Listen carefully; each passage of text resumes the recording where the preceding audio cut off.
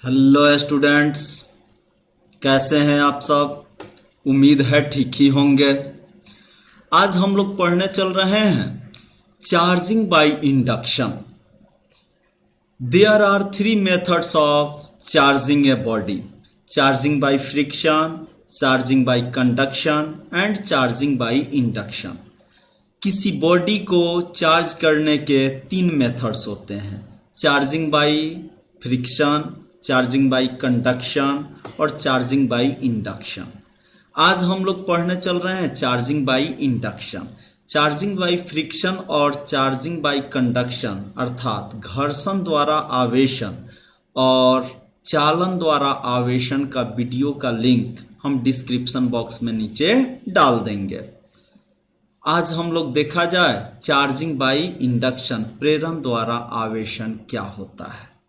तो बाबू, प्रेरण द्वारा आवेशन का सिद्धांत है, इसका प्रिंसिपल है कि जब किसी भी अनचार्ज्ड बॉडी के पास, किसी अनचार्ज्ड बॉडी के पास जब हम कोई दूसरी चार्ज्ड बॉडी लाते हैं तो जो चार्ज्ड बॉडी होती है उसके ऑपोजिट चार्ज से अनचार्ज्ड बॉडी चार्ज्ड हो जाती है।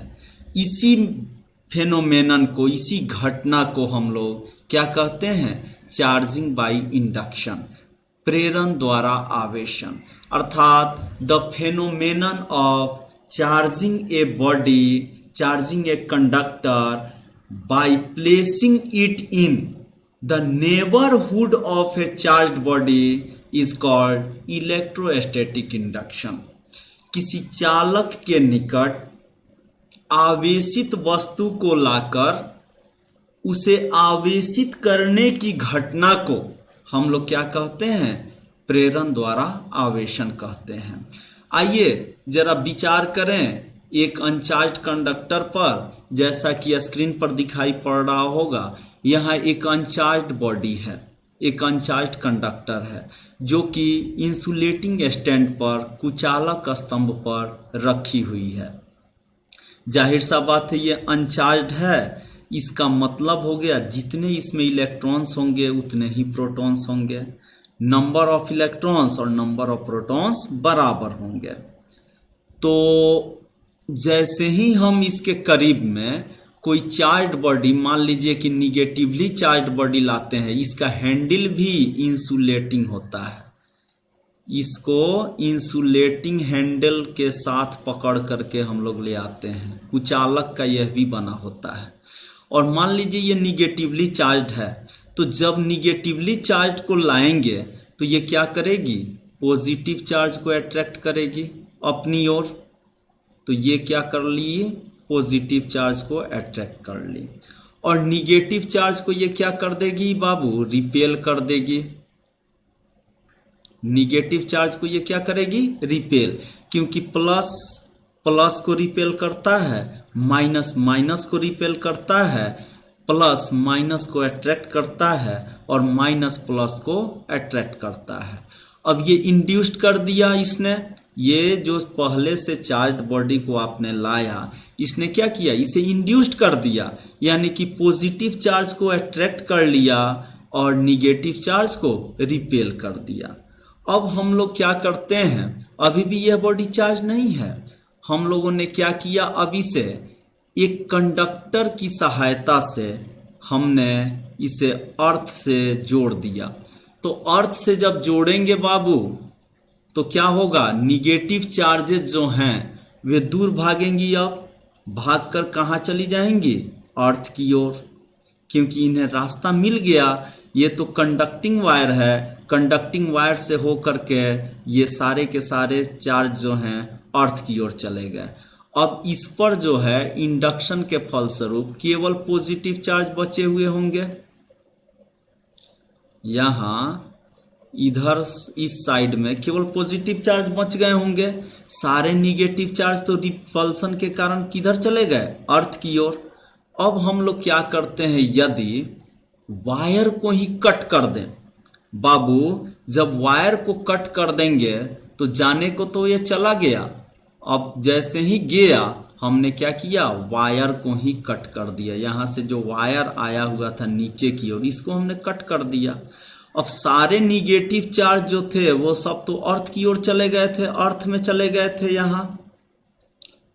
अब इस पर क्या बच गया, केवल बाबू पॉजिटिव चार्ज बच गया, क्योंकि निगेटिव तो अभी भी अट्रैक्ट किए हुए होगा पॉजिटिव को। सारा निगेटिव चार्ज चला गया अर्थ की ओर और ये पॉजिटिव चार्ज इधर बच गए।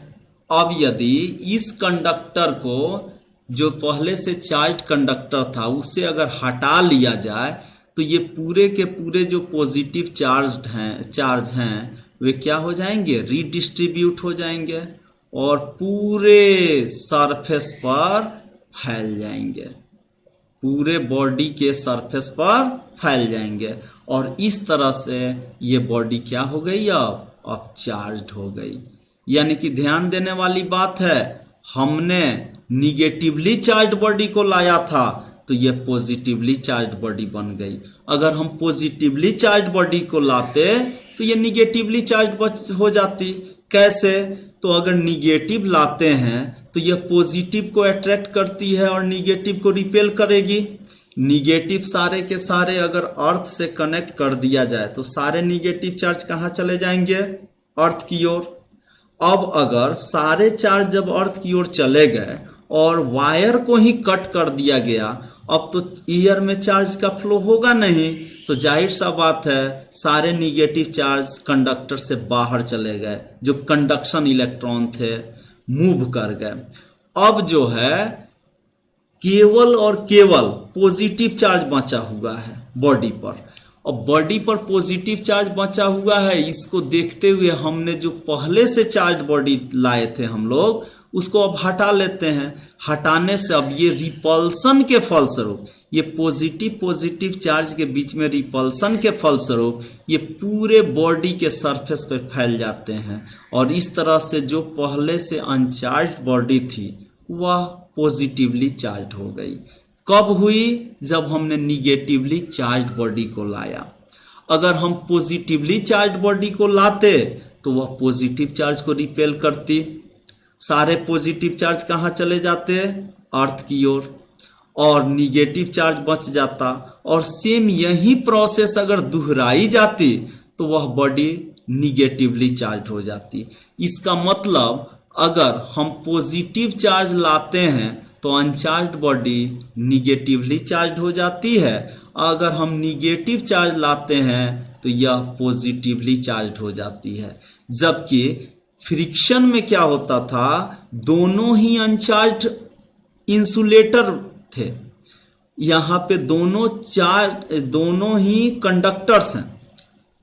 चार्जिंग बाय इंडक्शन में दोनों क्या होते हैं, कंडक्टर्स होते हैं, और चार्जिंग बाय फ्रिक्शन में दोनों इंसुलेटर्स होते थे। वहाँ कोई चार्ज बॉडी लाने की जरूरत नहीं पड़ती थी, वहाँ दोनों को रगड़ के रब करके एक पर पॉजिटिव और एक पर निगेटिव चार्ज लाया जाता था।